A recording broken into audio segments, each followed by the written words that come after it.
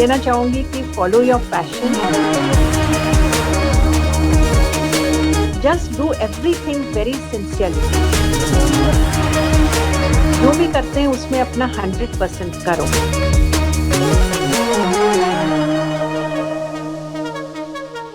नमस्कार दोस्तों, मैं Deepak Pandey Navbharat super women campaign में आपका स्वागत करता हूँ। आज के हमारे जो मेहमान हैं, इन्होंने एजुकेशन सेक्टर में अपनी काबिलियत, अपने तजुर्बे से बच्चों की भविष्य बनाने के लिए एक कॉलेज में कार्यरत रही हैं। आइए जानते हैं इनकी कहानी, इनकी जुबानी। निशा जी, नवभारत पे बहुत बहुत स्वागत है आपका। मैं जानना चाहूंगा कैसी रही आपकी जर्नी, क्योंकि एजुकेशन सिस्टम जो कि बहुत ही इंपॉर्टेंट है, तो किस तरह की जर्नी आपकी रही इस सीरियस कॉलेज में बतौर डायरेक्टर की? इंटरेस्टिंग और चैलेंजिंग रही मेरी जर्नी। और पहली बात तो ये क्योंकि मेरे को लर्निंग और टीचिंग में दोनों में बहुत इंटरेस्ट था, तो वो ही मेरा पैशन था। और मैं हमेशा स्कूल को एज अ बिजनेस नहीं समझी। मेरे जो इंटरेस्ट था, मेरा पैशन था टीचिंग एंड लर्निंग का, उसी को सेटिस्फैक्शन मिला। तो मेरे को कभी ऐसा लगा नहीं कि मैं कुछ काम कर रही हूँ।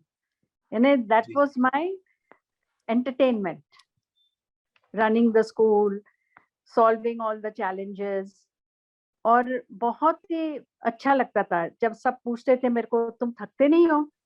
तो मेरे को लगता नहीं, इसमें क्या है। तो सब बोलते थे इतने सारे बच्चों को देखना, उनके प्रॉब्लम्स। तो बोले कुछ प्रॉब्लम्स नहीं कभी मेरे को लगे, यानी उनके हर एक सुविधा देखना, यानी कैसे हमेशा इम्प्रूव करते जाना। जी। और तो भी फीडबैक मुझे मिलता था पेरेंट्स से, बच्चों से, तो उसको मैं नेगेटिव उसमें नहीं लेती थी। मैं हमेशा ऐसे सोचती थी कि I should take it positively and act on it, improve. Because उसको आने देना चाहिए इंटरेक्शन, जो भी, यानी किसी से दुश्मनी तो है नहीं। तो we to keep all the comments very positively. और टीचर्स को भी मैं हमेशा यही बोलती थी कि जो भी पेरेंट्स आपको बोलें तो उसको पॉजिटिव वे से लीजिए और उसको सुधारने की कोशिश करिए। यानी give complete satisfaction to parents because they have put the children in your hands. And it is very important कि आप, दोनों का एम सेम है। आप भी चाहते हैं अपने स्कूल के बच्चे प्रगति करें, और बच्चे, पेरेंट्स भी यही चाहते हैं। तो जब एम सेम है तो कॉन्फ्लिक्ट नहीं रहना चाहिए पेरेंट्स, टीचर्स और बच्चों में। एक पूरा यानी यूनाइटेड होना चाहिए उनका लर्निंग प्रोसेस। और जब ये तीनों का ट्रायंगल बनता है एग्जैक्ट, तभी बच्चों में प्रोग्रेस रहता है। जैसा कि हम ठीक है, एजुकेशन सेक्टर को आप डेवलप कर रही हैं, लेकिन यही क्षेत्र क्यों चुनना? क्योंकि आप तो नेशनल हॉकी प्लेयर रह चुकी हैं, तो शायद आप चाहती तो आप स्पोर्ट्स में अपना करियर बना सकती थी, कि स्पोर्ट्स की वैल्यू आज भी उतनी ही है, वही है। जैसा कि हम देखते हैं कहीं ना कहीं स्पोर्ट्स महिलाएं आज हम बहुत ज्यादा बतौर प्लेयर काफी आगे आ रही हैं, तो आप उसमें करियर चुन सकती थी, यही करियर क्यों चुना आपने? स्कूल कॉलेज में एक टीम में रहने से वो चांस मिल गई नेशनल्स की, पर इंटरेस्ट मेरे को पढ़ाई में ही था ज्यादा। यानी रीडिंग का भी बहुत शौक। और यानी जो भी क्लासमेट्स को अगर कुछ डाउट्स होते थे तो उनके डाउट सॉल्व करना। एक मेरी फ्रेंड ने हाफ टर्म से ज्वाइन करा कॉलेज में, तो उसको पूरा सिलेबस करा देना उसका। यानी naturally I was inclined towards learning and teaching.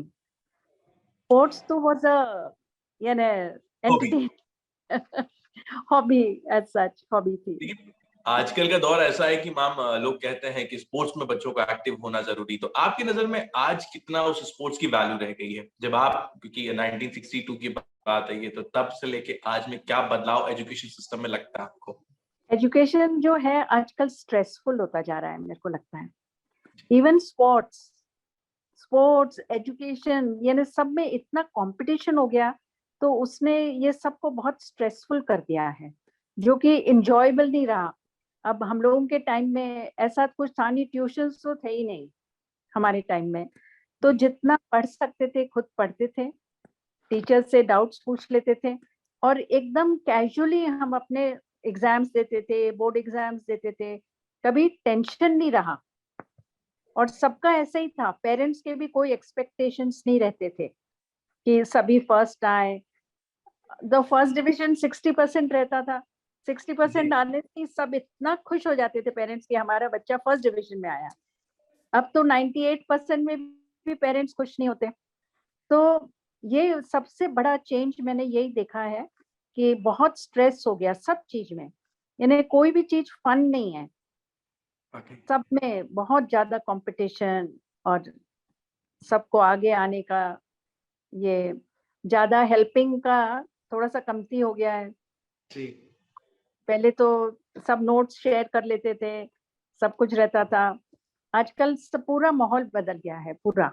अब तो व्हाट्सएप के जरिए लगता है कि जो मेमोरीज हुआ करती थी स्कूल के दौरान, स्कूल में लोगों से मुलाकात होती थी। ऑफ कोर्स अभी तो कोविड टाइम है, लेकिन उस समय एक दूसरे, जिस तरह आपने बताया कि एक दूसरे की हेल्प करना, सपोर्ट करना, आज सिर्फ कोचिंग क्लासेस और ट्यूशन ही रह गए हैं। गुरु और शिष्य वाला जो कॉन्सेप्ट था वो शायद खत्म हो गया है। यही कारण है क्या मैम?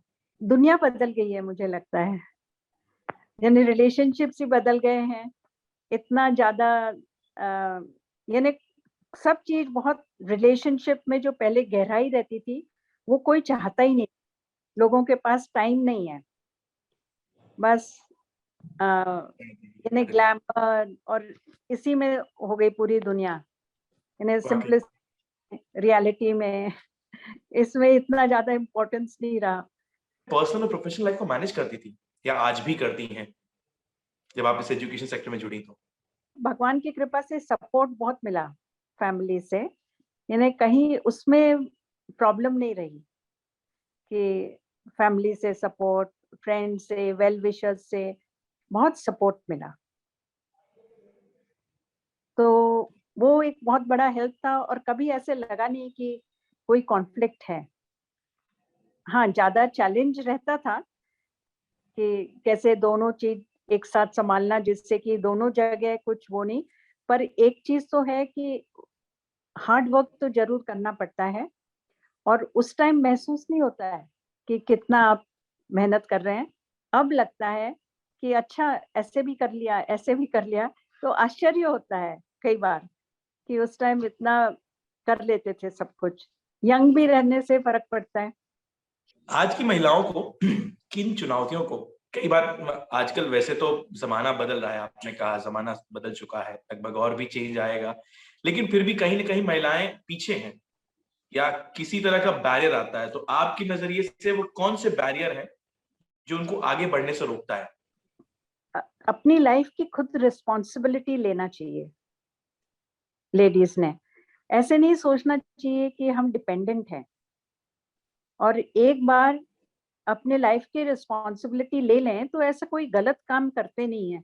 मेरे ख्याल से लेडीज में हेजिटेशन रहता है, हिम्मत ज्यादा चाहिए। हिम्मत करके जो सही लगता है वो करो और अपनी लाइफ की खुद रिस्पॉन्सिबिलिटी लो। दूसरों को ब्लेम नहीं करो कि उसने मुझे करने नहीं दिया, ये नहीं चाहता कि मैं करूं ऐसा। यानी सब बहाना बना के दूसरों को ब्लेम करते हैं कि क्योंकि मैं नहीं कर सकी। पर उसमें एनर्जी बहुत लगती है कुछ भी चीज करने में, तो एक्चुअली अगर देखें तो वो करने का मन ही नहीं रहता है। It is only an excuse. और फिर हर एक जन में इतनी वो डिजायर नहीं रहता है, एक वो पैशन रहना चाहिए। और फिर ये तो है ही कि इतने सालों से लेडीज बाहर नहीं आई तो थोड़ा हेजिटेशन तो रहता ही है। पर फिर भी ऐसे जो अगर सच्ची में मन में सोच लो कि अगर करना है ये, तो इतनी अड़चने आती नहीं है। सही कहा कि कहीं ना कहीं शायद पैशन की जो बात आपने कही, वाकई अगर पैशन हो तो कुछ भी कर जाने का, मतलब वो जो तजुर्बा आप जो कह रही थी वो वाकई शायद सच हो जाएगा। मैं उम्मीद करता हूँ कि ये मैसेज जो है ये बहुत इंपॉर्टेंट मैसेज है कि लोग उन महिलाओं के पास पैशन होना चाहिए जिससे शायद वो आगे अब कदम बढ़ा सकती हैं और कुछ भी कर सकती हैं अपने जीवन में। सो आप ये जो इंथुसियास्टिक है, जो आपका मतलब एनर्जेटिक इतनी फॉर्म में मिला आपको, ये कहाँ से मिली, कहाँ से मिलती है प्रेरणा आपको? कौन है आपके आइडल? मैं आध्यात्मिक बहुत पढ़ती हूँ, गीता, रामायण, फिर जो फिलोसोफर्स रहते हैं, चिन्मयानंद जी, अभी सद्गुरु, इनको मैं बहुत रीडिंग करती हूँ और योगा, प्राणायाम वगैरह डेली करती हूँ। तो इससे मेरे को लगता है बहुत एनर्जी मिलती है मेरे को। Daily I get up at 4 o'clock in the morning and do my yoga, meditation, everything, but जब सब उठने के पहले ही मेरा सब ये खत्म हो जाता है। तो मेरे को लगता है उसी से इतनी एनर्जी मिलती होगी पूरे दिन के लिए। आजकल वैसे भी yoga, of course yoga matters a lot, so yoga करना बहुत जरूरी है सभी के लिए, मुझे लगता है। फॉर हेल्दी लिविंग मेरे को लगता है कि there is no substitute for yoga. Right. और आज इतना पॉपुलर हो रहा है, पर मैं तो 20 साल से। इस एज में भी आप उतनी ही एनर्जेटिक हैं, जिस तरह से लगता नहीं कि you are being Sunisa, you can't call us Sunisa. The best example for उन महिलाओं के लिए है जो I mean the women, like इन्हें लगता है कि भाग दौड़ भरी जिंदगी में शायद समय नहीं मिलता है, उनके लिए काफी बड़ा उदाहरण है ये। निशा जी, आपकी नजर में एजुकेशन, क्योंकि आप एजुकेशन से जुड़ी हुई हैं, तो क्या मायने रखता है आज की महिलाओं के लिए? बहुत ज्यादा महत्व है, क्योंकि एजुकेशन ही एक चीज है जो अपने थॉट्स जो है वो चेंज करती है, अपना माइंड में चेंज आता है और उससे यानी एक इंडिपेंडेंस मिलती है एजुकेशन से, एवेन्यूज खुलते हैं। और बहुत पुरानी सेइंग है कि एक महिला को एजुकेट करो तो पूरी फैमिली एजुकेट होती है। एक समय था बच्चे एक दूसरे से मिलते थे, बात अपने नोट्स शेयर करते थे, एक दूसरे से डाउट्स क्लियर करते थे, लेकिन इस कोविड टाइम में ये सारी चीजें मिसिंग रही। तो इस पर क्या राय होती है कि एजुकेशन का जो बदलाव हुआ है ना? हाँ, कोई भी यानी सिचुएशन जो है वो चेंज होती रहती है, and this was a great challenge. और इसका फायदा अपने को जो टेक्नोलॉजी के अगेंस्ट इतना वो हो रहा था, यानी हम बच्चों को मोबाइल स्कूल में लाने नहीं देते थे, और अब तो एजुकेशन ही पूरा मोबाइल के थ्रू हुआ। तो इट वाज अ बून, जी, technology was a boon to us. और आजकल जो है गूगल की वजह से वैसे ही स्कूल्स नॉलेज बेस्ड तो हो ही नहीं सकते हैं। We have to make students interested in learning instead of giving them knowledge. Google की वजह से, गूगल से तो हम compete ही नहीं कर सकते। एक बटन दबाओ, जो क्वेश्चन पूछो उसका आंसर। तो टीचर भी compete नहीं कर सकती। बच्चे ज्यादा स्मार्ट, अगर कंपटीशन हो तो नॉलेज तो बच्चों को ज्यादा होगी गूगल की वजह से, वो इतने फास्ट यूज करते हैं।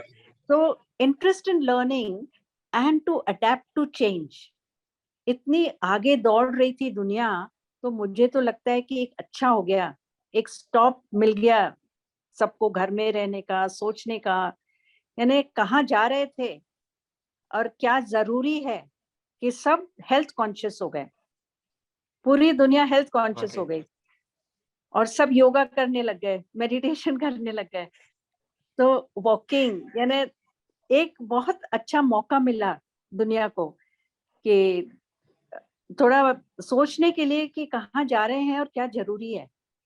और इतने जल्दी कट गए 2 साल, मालूम ही नहीं पड़ा। पहले ऐसा लगता था कि अरे कहीं जा नहीं सकते, कुछ नहीं, पर सब जो रोज बाहर खाते थे वो रोज घर में भी खा रहे थे। सुपर वुमेन कैंपेन नवभारत चला रहा है, तो इस सुपर वुमेन कैंपेन के जरिए आप महिलाओं को क्या संदेश देना चाहेंगे?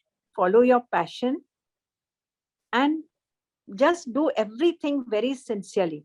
जो भी करते हैं उसमें अपना 100% करो, क्योंकि दूसरों को आप फूल कर सकते हो, बहाना बना सकते हो, पर अपने से बहाना नहीं बनाना। यानी अपने से ऑनेस्ट रह के और पूरा अपना अच्छे से पैशन फॉलो करना। बहुत बहुत शुक्रिया हमारे सुपर वुमेन कैंपेन से जुड़ने के लिए मैम, और हमारे और नवभारत परिवार की ओर से आपको ढेर सारी शुभकामनाएं कि आप इस एजुकेशन सिस्टम को बेहतर से बेहतर बनाने की कोशिश कर रही हैं, और हम चाहेंगे कि और 2000 आने वाला साल इससे और बेहतर मिले, एजुकेशन, बच्चों के एजुकेशन का लेवल जो है और हाई हो जाए। यही हमारी शुभकामनाएं मैम।